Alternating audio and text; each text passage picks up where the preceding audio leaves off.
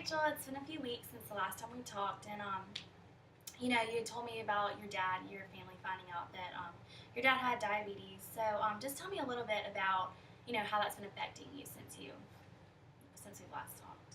Yeah, well, it's just such a lifestyle change for him. And it's not that it just affects him, it affects all of us. So we've just all, Right. like me, my mom, and my sister, have all been there trying to pitch in and help out and figure out what kind of routine he needs to be on since it is such a lifestyle change.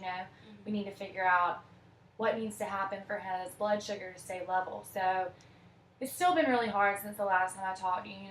I wouldn't say anything's gotten easier.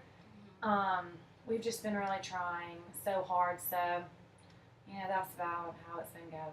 So it's really been just a big lifestyle change. That's been like one of your Yes. main things. Like, it's not just the same as it used to be every day. You got to take it a step at a time.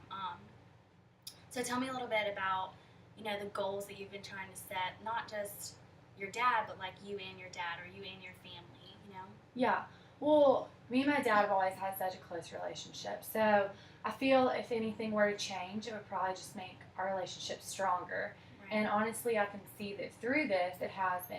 I've been trying to be there for him more than I have because, even before his diabetes, I was at college. I never really had that much time to just run home for, a few days other than the weekends, and I can't be home every weekend. So, if anything, we've had more phone calls, we text more, just like to keep up. And I just, I'll say, Dad, how are you doing today? How's the diabetes going? And just check up on him. So, if anything, it's really just brought us closer. Yeah, so what I hear you saying is that even though it's such a difficult disease to deal with, you have taken that and instead of turning it into something bad, you turn it into something good. You've used it as a strength to make your relationship better with him, and that's such a great thing that you can do that because a lot of people, they struggle with that. So, what else? What fears do you have going into this?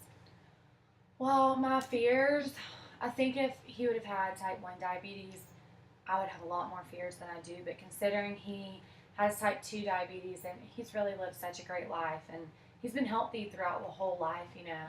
I feel like my only fear really is that maybe the things we've been trying to work on him with in the long run aren't going to work, and maybe he'll have to end up being put on insulin or something like that. But right now I'm just trying not to think about that and just think about the positives and try to figure out what we need to do right now in the moment.